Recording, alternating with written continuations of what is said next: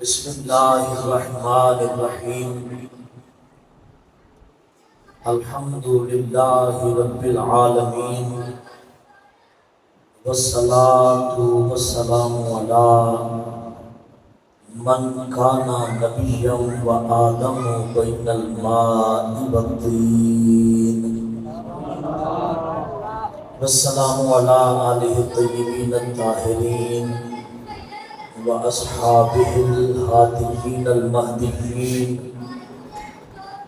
أما بعد فقد قال الله سبحانه وتعالى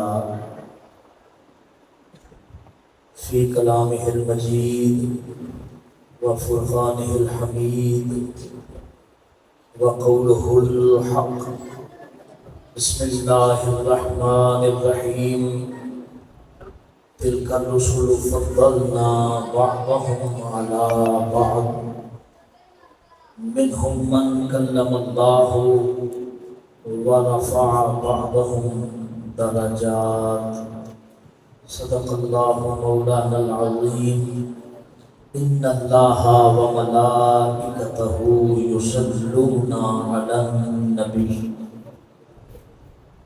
يا أيها الذين آمنوا صلو علیہ وسلموا تسلیما۔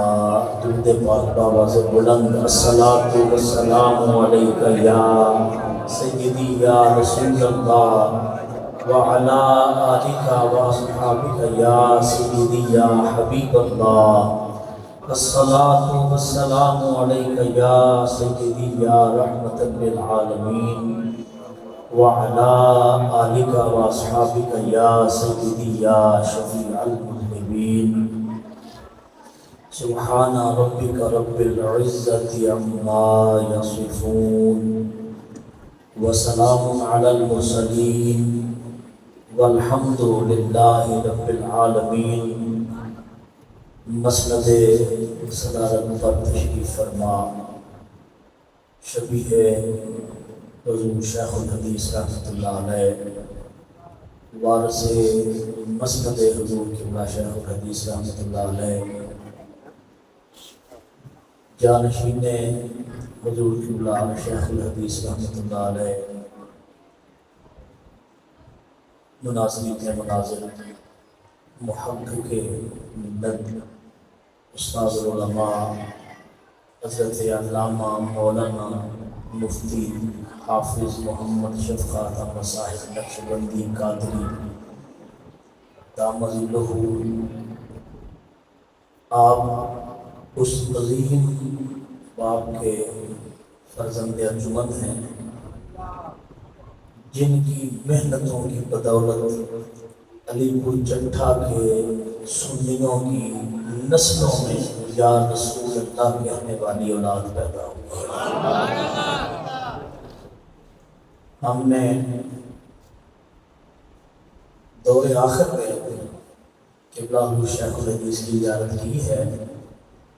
بڑوں سے یہ سنا ہے کہ پاکستان میں جو سب سے بڑا ہوا ہے اس نے بھی اس در پہ حاضری ضرور دی ہے۔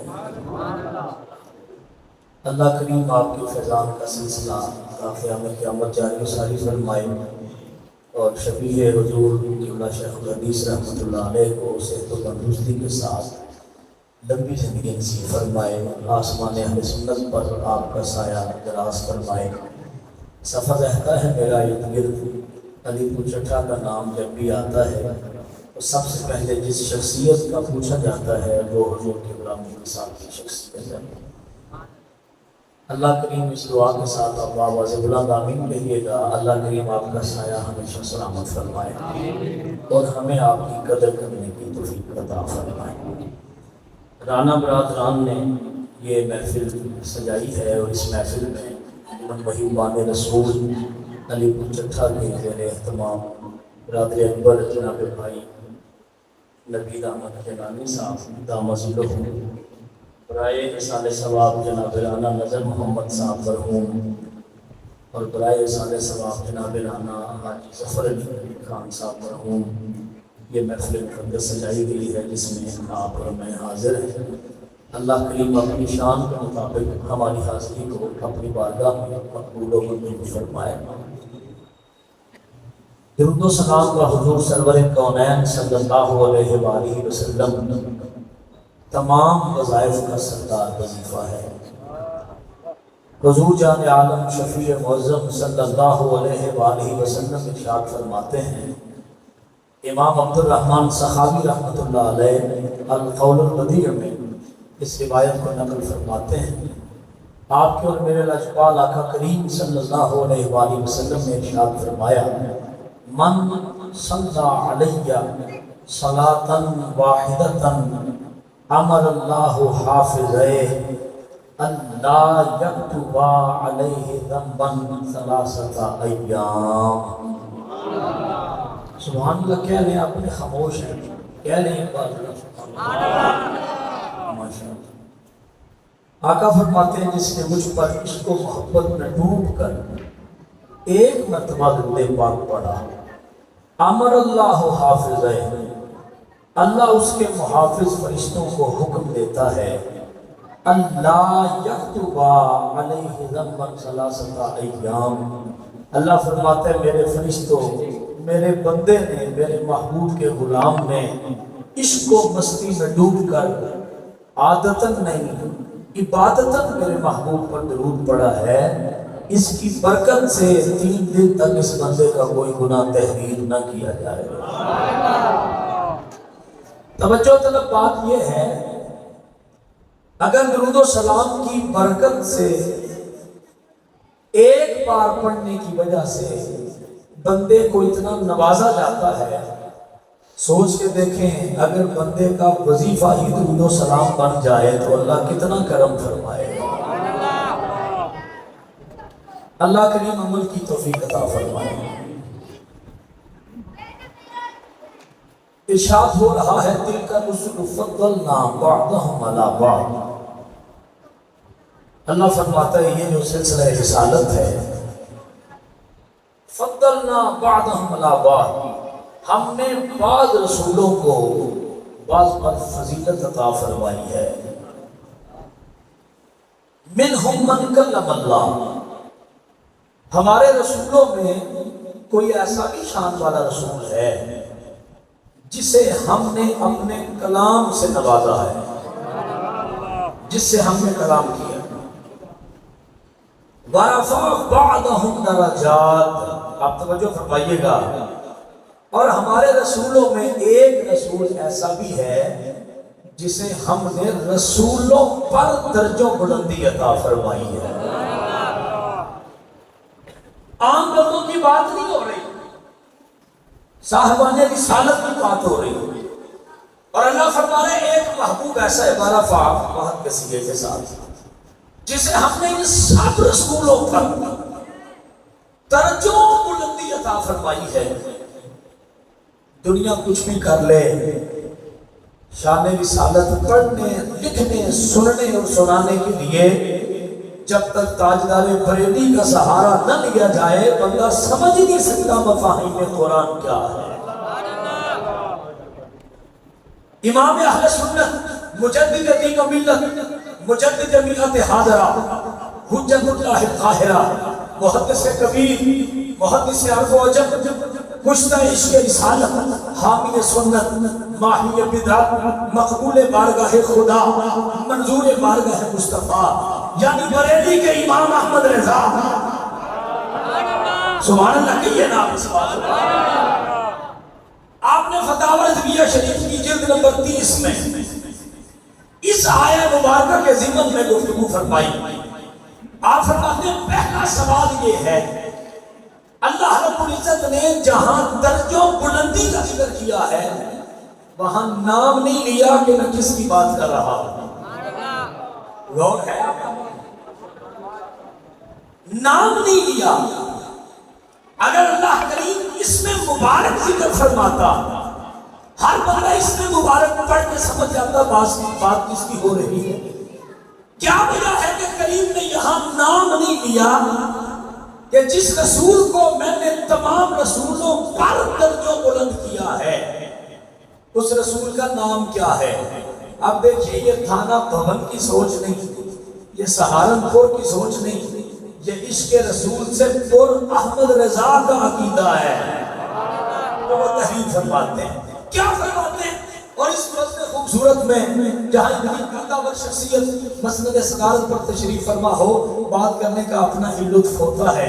آپ توجہ فرمائیں، میں آپ کی خدمت میں عرض کروں، میرے امام نے وَرَفَعَ بَعْدَهُمْ دَرَجَاتٍ کے ضمن میں فتاوی رضویہ کی 30ویں جلد میں لکھا، آپ فرماتے ہیں اللہ نے نام اس لیے ذکر نہیں کیا کہ کوئی صاحب ایمان ہو، مسلمان ہو، رسول اللہ کا کلمہ پڑھنے والا ہو، حضور کا پکا سچا غلام ہو، حضور کا پکا سچا عاشق ہو، اصلی ہو، نسلی ہو، رسول پاک کی محبت کا دم بھرنے والا ہو، تو جب بھی یہ فضیلت کا ذکر آئے گا کہ کوئی ایسا رسول بھی ہے جو سب رسولوں پر کر جو بلند ہے، تو وہ یہ نہیں سوچے گا کہ یہ کون ہو سکتا ہے، بلکہ صاحب ایمان فوراً سمجھ جائے گا کہ اس کائنات کی جو سب سے بڑی بڑائی ہے وہ اللہ نے مصطفیٰ کے لیے بنائی ہے۔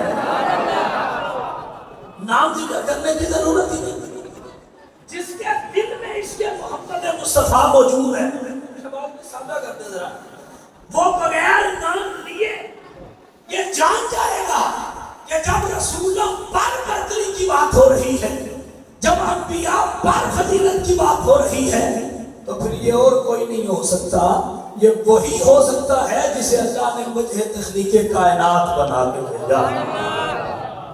دوسری بات، امام عشق و محبت لکھتے ہیں، نام ذکر تو نہیں کیا، اللہ نے یہ بھی نہیں بتایا کہ میں نے اپنے محبوب کو رسولوں پر کتنے درجے بلند کیا ہے۔ سبحان اللہ۔ اب چپ ہے، سبحان اللہ۔ نام تو ذکر نہیں فرمایا، اس کی تو حکمت بتا دی، فرمایا عدد نہیں بتایا کہ سرکار دو عالم صلی اللہ علیہ وسلم کے درجات انبیاء سے، رسول سے کتنے بلند ہیں، عدد بھی نہیں بتایا۔ 100 درجے، 200 درجے، 1000 درجہ، 10,000 درجہ، 1 کروڑ، 1 ارب، 1 خرب، کوئی تو اللہ عدد بتائے، کوئی تو فگر ذکر کرے کہ بھائی دیگر تمام انبیاء سے میرا محبوب اتنے درجے بلند ہے۔ سچے جب عاشقوں کے امام کے عقیدے پر فرماتے ہیں اگر اللہ عدد لکھے، اگر اللہ عدد کی تعداد بتائے کہ اتنے درجے بلند ہے، تو ہر عدد کی کوئی نہ کوئی حد ہے۔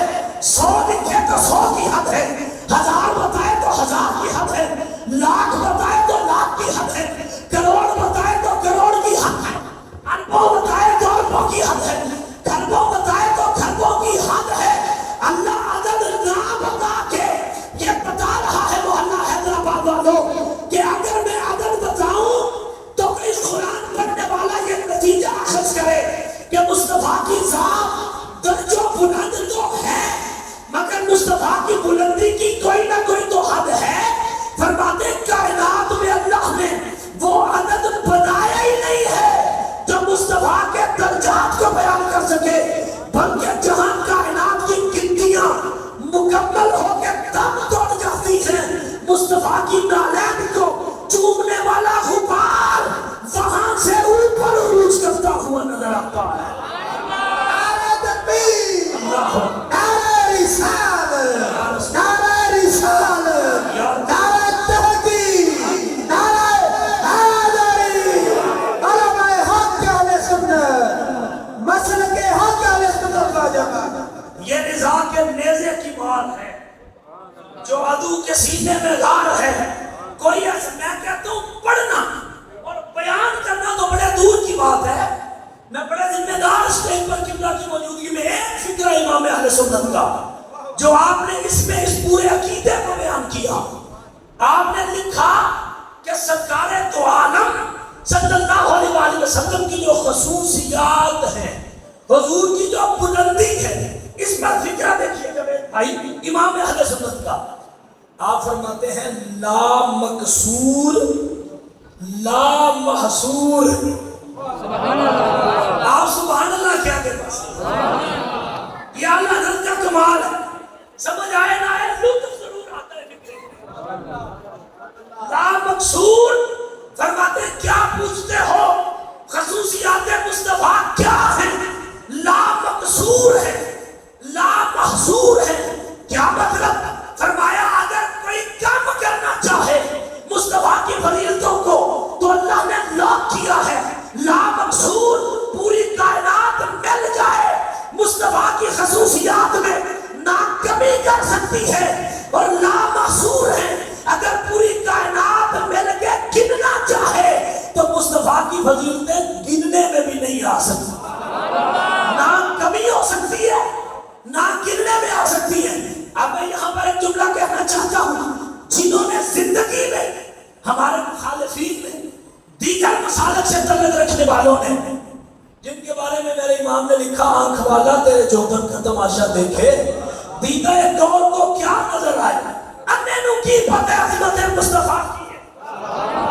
آپ پتہ نہیں توجہ فرمائیں کہ نہ فرمائیں. اس کا مطلب یہ ہے اندھا کیا جانے مقام مصطفیٰ کیا ہے. آنکھیں ابو بکر صدیق کی ہو تو پتہ چلتا ہے مقام مصطفیٰ کیا ہے.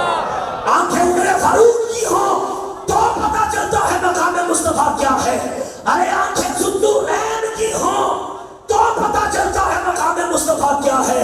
آنکھیں حیدر کرار کی ہو تو پتہ چلتا ہے مقام مصطفیٰ کیا ہے. توجہ فرمائیے گا میں ایک جملہ کہنے لگا ہوں. حضرت ابو بکر صدیق کی علم سے لے کر مولا علی المرتضیٰ کی گئے تک جتنے میرے آقا کے صحابہ ہیں بالخصوص حضرت ابو سفیان رضی اللہ تعالیٰ عنہ حضرت امیر معاویہ رضی اللہ تعالیٰ عنہ جتنے میرے آقا کے اصحاب ہیں ان کی آنکھیں ہوں تو پتہ چلتا ہے کہ مقام مصطفیٰ کیا ہے. اہل سنت و جماعت کا وہ عقیدہ ہے جو آقا کریم کے صحابہ کا عقیدہ ہے. 1500 سال سے جو امت کے اکابرین کا عقیدہ ہے. گرامی قدر حضرات امام اہل سنت کا ایک جملہ اور سنیے. میرے امام نے فتاوی رضویہ میں لکھا کیا جملہ ہے. آپ فرماتے ہیں حضور صدر عالم صلی اللہ علیہ وآلہ وسلم کی افضلیت تمام انبیاء پر تمام رسول پر. حضور فضیلت سید المرسلین سید الاولین والآخرین یہ جملہ لکھا. اور آگے کیا فرماتے ہیں؟ فرماتے ہیں یہ جو عقیدہ ہے حضور کی فضیلت کا یہ عقیدہ اجماعی ہے یقینی ہے اذعانی ہے ایمانی ہے اقانی ہے. اور اگر کوئی بندہ چپ رہ گیا تو مجھے دکھ رہے گا. جملہ میرے امام کا بہت بڑا ہے. فرماتے ہیں حضور کی فضیلت کا عقیدہ مجموعی ایمانی ایقانی اذعانی حقانی عقیدہ ہے. اور حد کر دی کہا جو حضور کو نہیں مانتا وہ شیطان کا بندہ ہے اور جو حضور کو فضیلت کے ساتھ مانتا ہے وہی رب رحمان کا بندہ ہے. کیا یا اللہ حضرت کے علاوہ کوئی اور کہہ سکتا ہے؟ کہتے ہیں جو حضور کو فضیلتوں کے ساتھ مانتا ہے وہ رحمان کا بندہ ہے. اور جس کا حضور کے بارے میں عقیدہ ٹھیک نہیں وہ شیطان کا بندہ ہے. ربیع الاول کی یہ محفلیں یہ سجتی ہوئی محفلیں یہ سجتے ہوئے بازار یہ نکلتے ہوئے جلوس یہ لگتے ہوئے نعرے یہ بڑھتے ہوئے لنگر زمانے کی آنکھوں میں آنکھیں ڈال کر یہ بتا رہے ہیں شیطان والے اور ہیں ایمان والے صحیح عقیدہ سنی اور ہیں. محلہ حیدرآباد والوں ہر ہاتھ بلند ہو. میرے آقا تشریف لائے رد عمل دو ہی ظاہر ہوئے ایک ایمان والوں کا ایک شیطان والوں کا. شیطان والے روئے کہ حضور آئے ہیں ایمان والے خوش ہوئے کہ حضور آئے ہیں. 1500 سالوں میں رد عمل دو ہی چلے آ رہے ہیں. آج 2024 میں بھی حضور کی آمد پر رد عمل دو ہے. ایک ایمان والوں کا ہے ایک شیطان والوں کا ہے. پہچان کیا ہے؟ جو ربیع الاول میں منہ بنا لیں سمجھو شیطان والے ہیں. جو گھروں کو سجا لیں سمجھو ایمان والے آقا کے غلام. نعرہ تکبیر نعرہ رسالت نعرہ تحقیق نعرہ حیدری تاج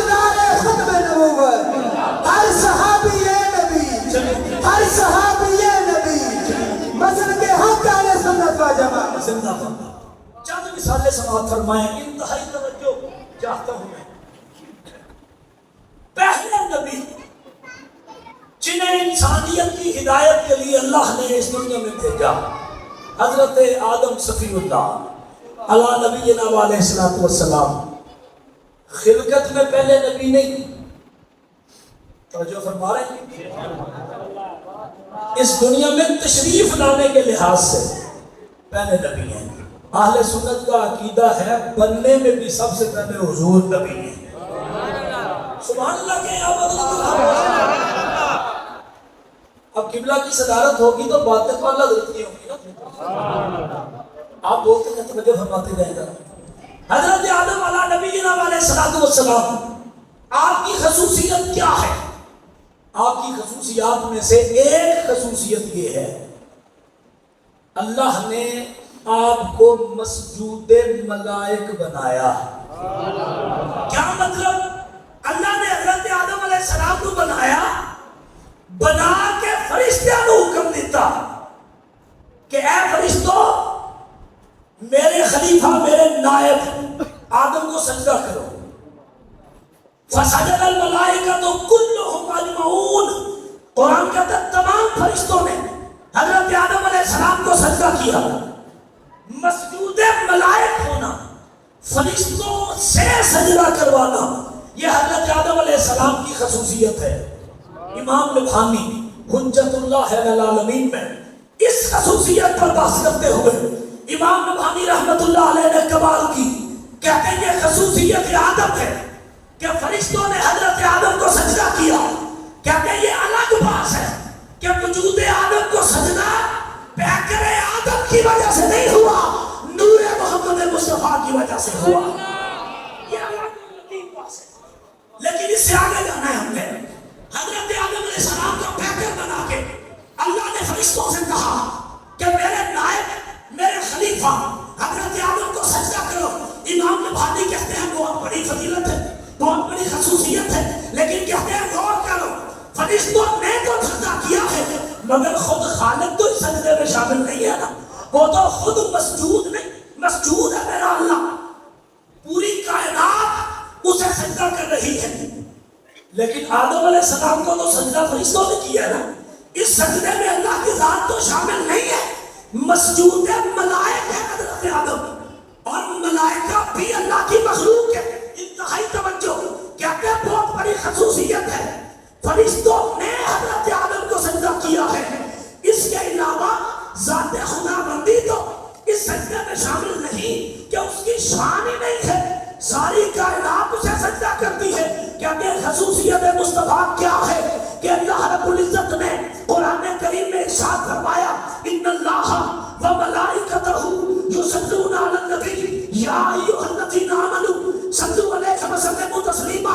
کہتے ہیں جسے صرف فرشتوں نے سجدہ کیا وہ ذات حضرت آدم علیہ السلام کی ہے, مگر جب باری مصطفیٰ کی آئی تو فرشتوں سے آدم کو سجدہ کروانے والا رب العزت پکار اٹھا ان اللہ و ملائکتہ یصلون علی النبی یا ایھا الذین آمنوا صلوا علیہ وسلموا تسلیما.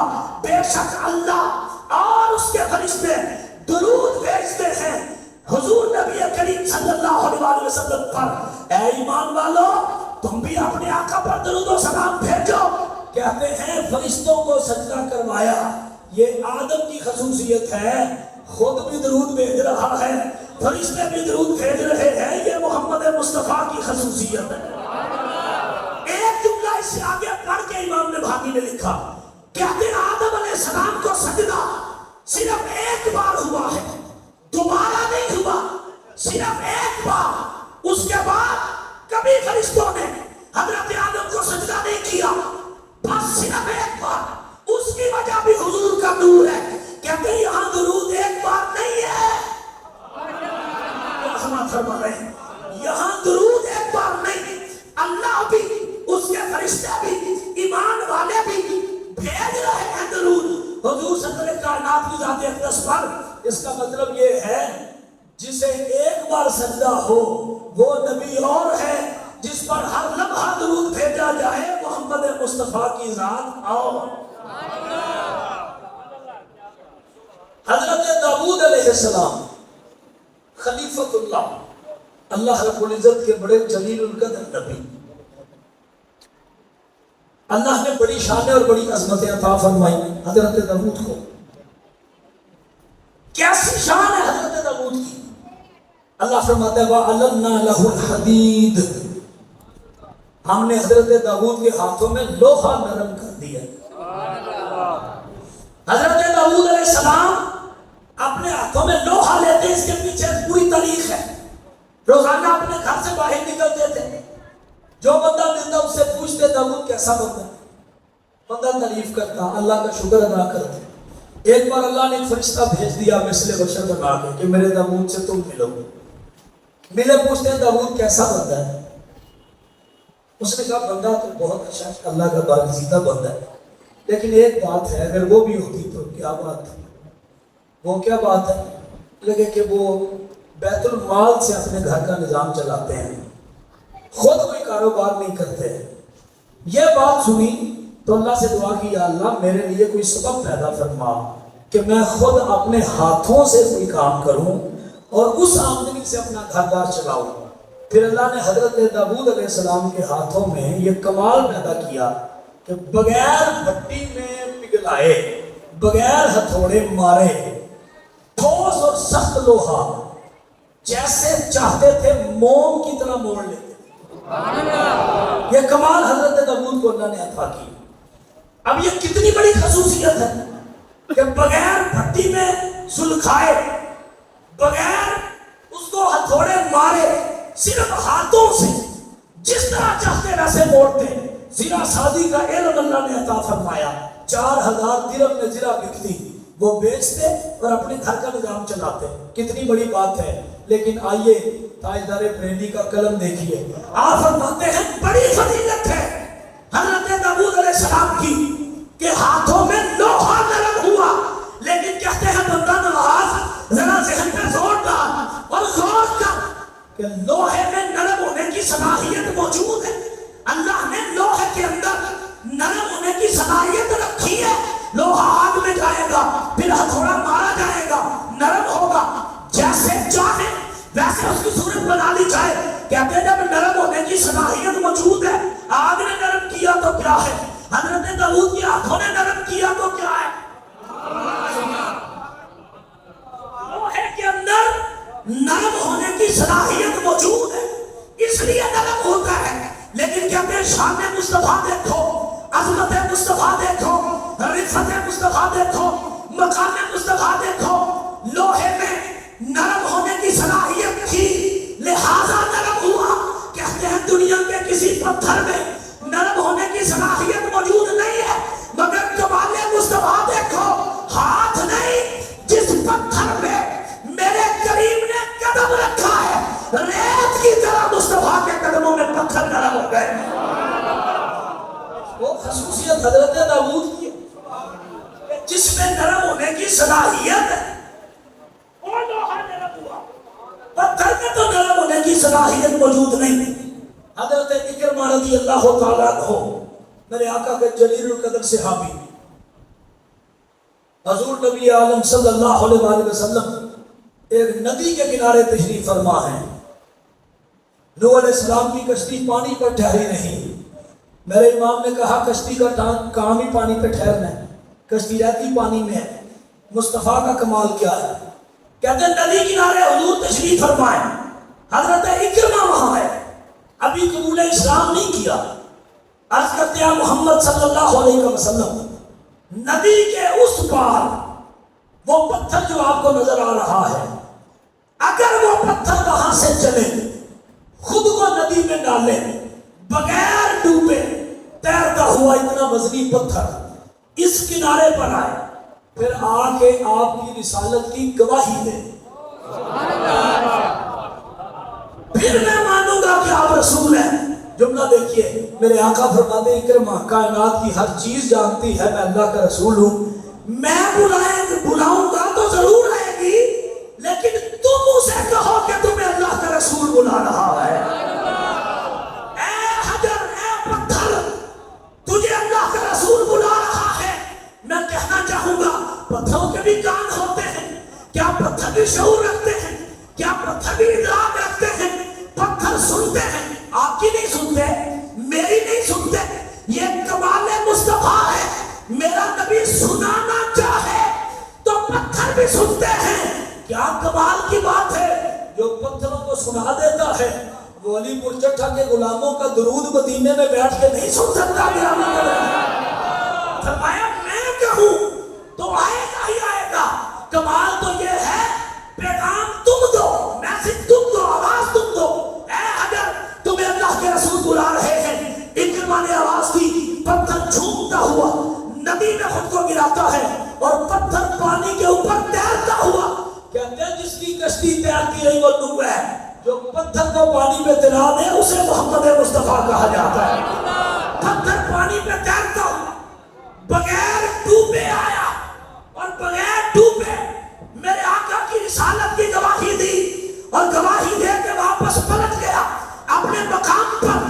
کہنے کا مقصد یہ ہے وہ نبی اور ہیں، شانیں بڑی ہیں، عظمتیں بڑی ہیں، مقام بڑے ہیں، مگر کشتی پانی میں ٹھہری رہنا یہ فضیلت حضرت نوح کی ہے. اللہ حضرت فرماتے ہیں کشتی پانی میں ہی رہتی ہے. اللہ نے اسے حکم دیا ٹھہری رہو، پانی کو حکم دیا اسے نقصان نہیں دینا. ویسے بھی نبی کی تھی، حضرت نوح کی برکت اس میں شامل ہے. کہتے ہیں کمال تو یہ ہے پتھر پانی پہ کبھی نہیں تیر سکتا. جو کشتی تیرائے اسے نوح کہتے ہیں، جو پتھر پانی میں تیرا دے اسے محمد مصطفیٰ کہا جاتا ہے. جد الانبیاء حضرت ابراہیم خلیل اللہ علی نبینا علیہ الصلوۃ والسلام اللہ کے اتنے بڑے نبی ہیں. یاد رکھیے یہ ہمارا عقیدہ ہے. تمام انبیاء میں حضور جان عالم صلی اللہ علیہ وآلہ وسلم کے بعد سب سے بڑا درجہ حضرت ابراہیم خلیل اللہ کا درجہ. شجرۃ الانبیاء جد الانبیاء نبی حضرت ابراہیم خلیل اللہ علی نبینا علیہ السلام کو تسلیم. نمرود نے آگ جلا کے حضرت ابراہیم کو آگ میں رکھا، سب جانتے ہیں. اور جب خلیل اللہ آگ میں پہنچے تو قرآن نے کہا قلنا یا نار کونی بردا وسلاما علی ابراہیم. اللہ نے فرمایا اے آگ میرے ابراہیم پر سلامتی والی ہو جا، ٹھنڈی ہو جا، سلامتی والی ہو جا. گرامی قدر حضرات یہ جملہ یاد رکھیے، یہ فضیلت ہے، خصوصیت ہے حضرت ابراہیم علیہ السلام کی. اللہ نے ان پر نارے نمرود کو ٹھنڈا بھی کیا، حفاظت والے بھی بنایا. خلیل اللہ کے قریب نہیں آئی. قربان جائیے تائیدار بریلی پر آپ اس پر بحث کرنے سے پہلے تجلی الیقین میں فرماتے ہیں، فرماتے اس میں بات میں ہوگی کہ اس میں فضیلت مصطفیٰ کیا ہے. فرماتے ہیں ذرا غور تو کریں، یہ جو آگ میں حضرت ابراہیم محفوظ رہے ہیں اس کا اول سبب، پہلا سبب یہ ہے کہ ابھی اسماعیل علیہ السلام پیدا نہیں ہوئے. مصطفیٰ کا نور حضرت ابراہیم کے پیکر میں موجود ہے. کہتے ہیں کیسے ہو سکتا ہے وجود میں نور مصطفیٰ ہو، نہ یہ آگ جلا سکتی ہے نہ وہ آگ جلا سکتی ہے. نعرہ تکبیر. بات میں ہوگی کہ نعرے نمرود گلزار کیسے ہوئی. کہتے ہیں فضیلت ابراہیم تو ہے ہی ہے، لیکن سبب اول یہ ہے کہ نور مصطفی اندر موجود ہے. ابھی حضرت ابراہیم علیہ السلام کے بدن اقدس سے، آپ کی سنت مقدس سے حضرت اسماعیل علیہ السلام پیدا نہیں ہوئے. نور سرکار کی وجہ سے آگ گلزار ہوئی. جو آگے فضیلت سرکار کی بتاتے ہیں، توجہ فرمائیں. فرماتے ہیں کسی ایک مفسر نے اپنی تحقیق اور تفسیر یہ نہیں لکھا کہ حضرت ابراہیم علیہ السلام پر آگ گلزار ہوئی، یہ تو بیان آیا، لیکن آگ مکمل طور پہ بجھ گئی ہو یہ کسی نے نہیں لکھا. آگ جلدی بھی رہی اور حضرت ابراہیم علیہ السلام محفوظ بھی رہے. یہ خصوصیت ابراہیم علیہ السلام ہے، مگر خصوصیت محمد مصطفیٰ صلی اللہ علیہ وسلم دیکھیے. حضرت ابراہیم علیہ السلام آگ کے اندر موجود ہے. حضرت ابراہیم پر تو گلزار ہے مگر بجھی نہیں. قربان چاہیے. فرماتے ہیں 12 ربیع الاول 571 عیسوی صبح صادق کا وقت حضرت عبد المطلب کی حویلی، نبیوں کا سلطان، تاجدار ختم نبوت کا تاج پہنے ہوئے جب مکہ مکرمہ کی سرزمین پر میرے آقا نے اپنا قدم مبارک رکھا، کہاں مکہ، کہاں ایران، کہاں مکہ، کہاں شہنشاہ ایران کا محل، کہاں مکہ، کہاں شاہ ایران کا گھر۔ 1000 سال تھے آتش زدہ ایران میں جو آگ مسلسل چل رہی تھی، مصطفیٰ مکے میں آئے، آگ ایران میں بجھا دی گئی ہے۔ کمال، حضور کا قدم نازلی ابھی مکہ کی سرزمین پہ لگا، آگ کہاں بجھی؟ ایران میں، کسرا کے محل کے اوپر آتش زدہ ایران جو 1000 سال سے چل رہا تھا وہ آگ بجھی، مصطفیٰ کا قدم مکے میں لگے۔ اگر آپ بیٹھے ہیں تو آگ ایران میں بجھے، سنی تجھے مبارک ہو، وہاں مکے میں قدم لگے، آگ ایران میں بجھ جاتی ہے، سنی کی قبر میں حضور تشریف لے آئیں گے، نور آئے گا کہ آگ آئے گی؟ آپ چپ کر گئے، جسے سمجھ آئی ہے وہ بولو۔ کتنا فاصلہ ہے حضور کے قدم مبارک کا اثر مکہ سے ایران پہنچا۔ جب غلام کی قبر میں آقا کا جلوہ دکھایا جائے گا، جہاں حضور کا جلوہ ہو وہاں اندھیرا نہیں ہو سکتا، وہاں سویرا ہی سویرا ہوا کرتا ہے۔ پھر حضرت ابراہیم خلیل اللہ اللہ نبینا علیہ الصلوۃ والسلام، قرآن کریم ہے، میرے امام نے آقا کی خصوصیات پہ کمال لکھا ہے۔ ایک خصوصیت اور سنی، فرماتے ہیں حضرت خلیل علیہ السلام کی یہ دعا قرآن کریم کے اندر موجود ہے۔ دعا کے لیے ہاتھ اٹھائے اور اللہ کی بارگاہ میں عرض کی، بندہ اللہ سے دعا کر رہا ہے، حضرت ابراہیم علیہ السلام، وَلَا تُخْزِنِي یوم یبعثون۔ حضرت ابراہیم علیہ السلام نے دعا کی، اے میرے مالک، اے میرے رب، قیامت کا دن ہو تو مالک ہے، خالق ہے، رازق ہے میرا، تو اللہ ہے، میں تیرا بندہ ہوں، قیامت کے دن مجھ پہ کرم کرنا، اے میرے اللہ میری عزتوں میں اضافہ کرنا قیامت کے دن۔ اپنے لیے دعا مانگی، اپنے گھر کا بھی کوئی بندہ اس میں شامل نہیں کیا۔ وَلَا تُخْزِنِي، اب ہم چونکہ سنی ہیں اور احمد رضا والے ہیں، اس کا اگر لفظی ترجمہ کیا جائے تو ایک ایسا لفظ آتا ہے شاید ہر بندے کا ضعف اسے برداشت نہیں کر سکتا، اس لیے میں احتیاط سے حکمت سے گزر رہا ہوں۔ وَلَا تُخْزِنِي کا اگر لفظی ترجمہ کروں تو ایک ایسا لفظ ہے، ہم میلاد مناتے حضور کا عشق پھیلانے کے لیے، لب و لہجہ سنی منبر پر بھی وہ ہو اور لب و لہجہ غیر سنی منبر پر بھی وہ ہو۔ تو میرے امام نے کہا تھا، میں گدا ہوں اپنے کریم کا، کروں مدح اہل دول رضا، پڑے اس بلا میں میری بلا، میں گدا ہوں اپنے کریم کا، میرا دین پائے گا نہیں۔ ہم یہ دیکھتے ہیں لب اگر ولا تو سے نہیں آیا تو بات کس کی ہو رہی ہے؟ بندہ اللہ سے کہے، اللہ نبی سے کہے تو اللہ نبی سے جو چاہے کہے، نبی اللہ سے جن لفظوں میں چاہے مانگے۔ ہر ایک کلمہ پڑھنے والے کی ضرورت کیا ہے کہ وہ اپنی ذات کو درمیان میں شامل کرے۔ خبردار، ہمارا عقیدہ تو یہ ہے اگر کوئی توہین کی نیت سے میرے نبی کے نالین کو نویل کہہ دے، صرف جتنی کہہ دے اور نیت توہین کی ہو، ایمان کا بیڑا غرق ہو جاتا ہے، بندہ مسلمان ہی نہیں رہتا۔ ہم کہتے ہیں جس جوڑے نے حضور کے قدم چومے ہیں وہ بھی نالین پاک ہے۔ وَلَا تُخْزِنِي یوم یبعثون، یا اللہ قیامت کا دن ہو، مجھ پہ کرم کرنا، مجھ پہ فضل کرنا، مجھ پہ رحم فرمانا۔ اس دعا میں حضرت ابراہیم خلیل اللہ نے اپنے گھر کا بھی کوئی بندہ نبی بھی شامل نہیں کیا۔ اعلیٰ حضرت فرماتے دیکھیے یہ خلیل اللہ کی دعا ہے، خود کہتے ہیں یا اللہ قیامت کے دن مجھ پہ کرم کرنا، صرف اپنی بات کی اور کسی کی نہیں کی، مگر جب باری بندخا کے چہرے کی آئی، واللیل کی زلفوں کی آئی، طٰہٰ کی آئی، یاسین کی آئی، یا ایھا المدثر کی آئی، یا ایھا المزمل کی باری آئی، میرے آقا کریم علم نشرہ کا سینہ، ما زاغ البصر کی آنکھیں،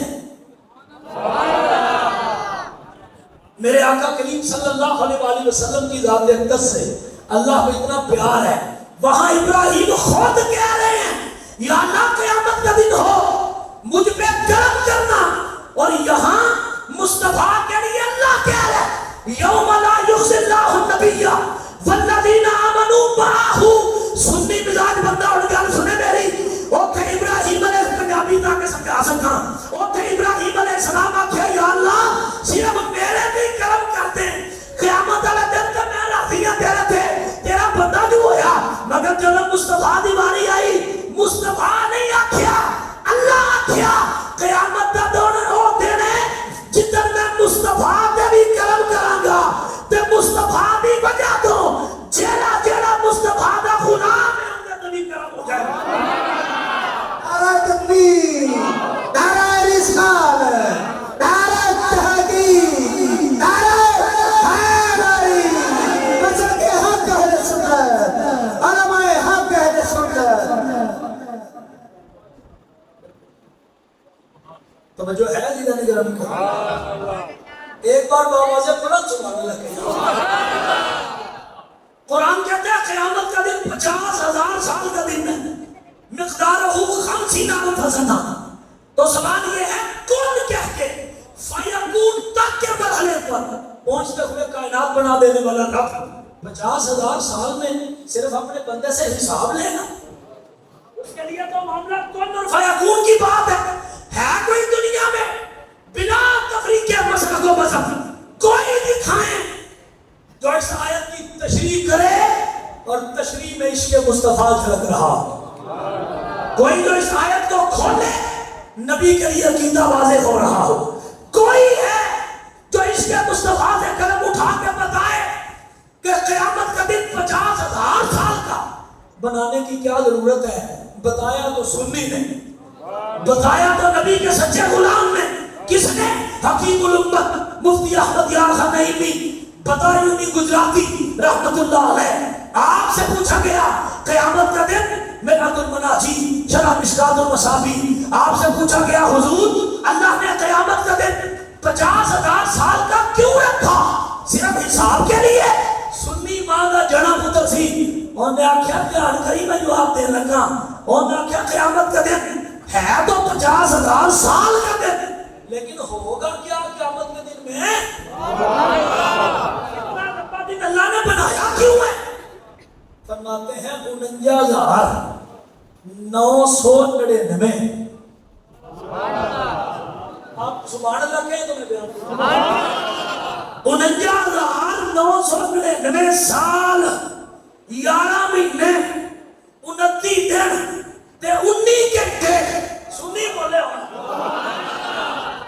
49,999 سال 11 مہینے 29 دن تے 19 گھنٹے، یہ ہے رضا کا کلم، یہ ہے عشق سے تبریز کلم۔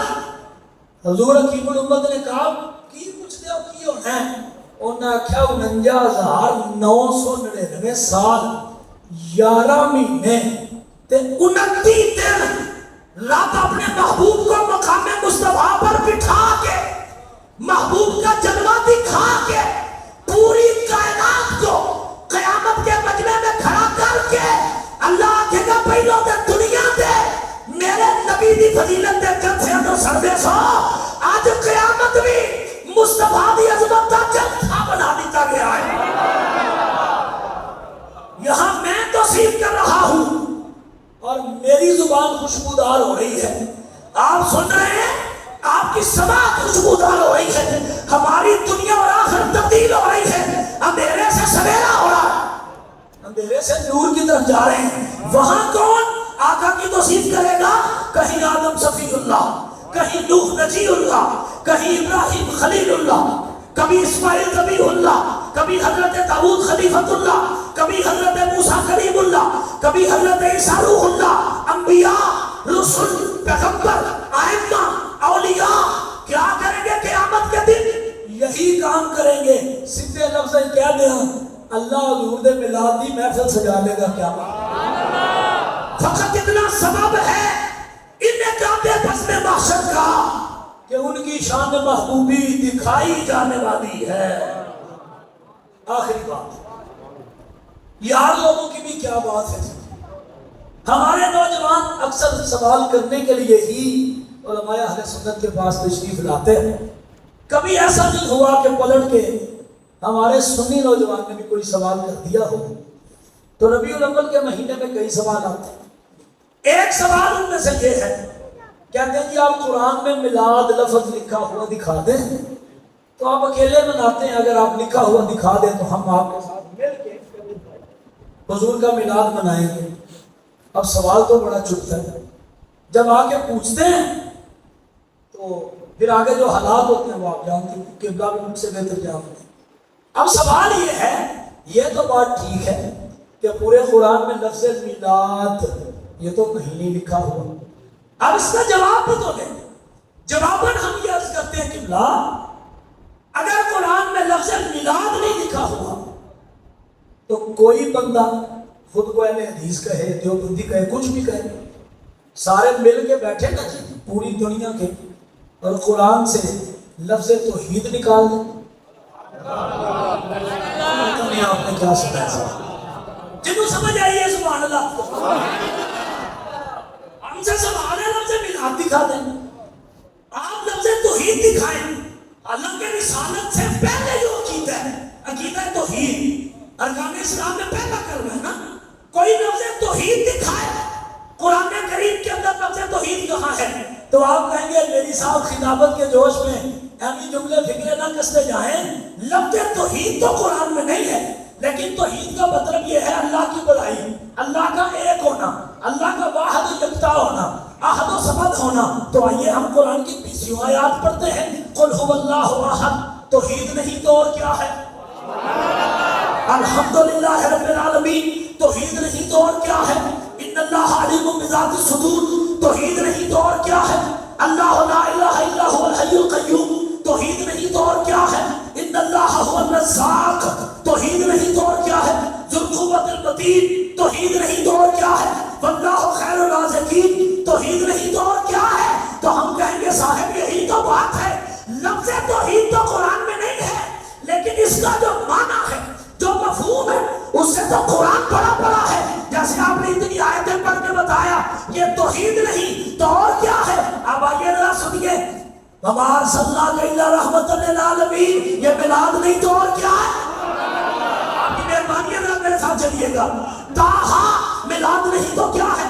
یاسین میلاد نہیں تو کیا ہے؟ والضحیٰ میلاد نہیں تو کیا ہے؟ واللیل اذا سجا میلاد نہیں تو کیا ہے؟ ما ودعک ربک وما قلی میلاد نہیں تو اور کیا ہے؟ لقد من اللہ علی المؤمنین اذ بعث فیہم رسولا میلاد نہیں تو اور کیا ہے؟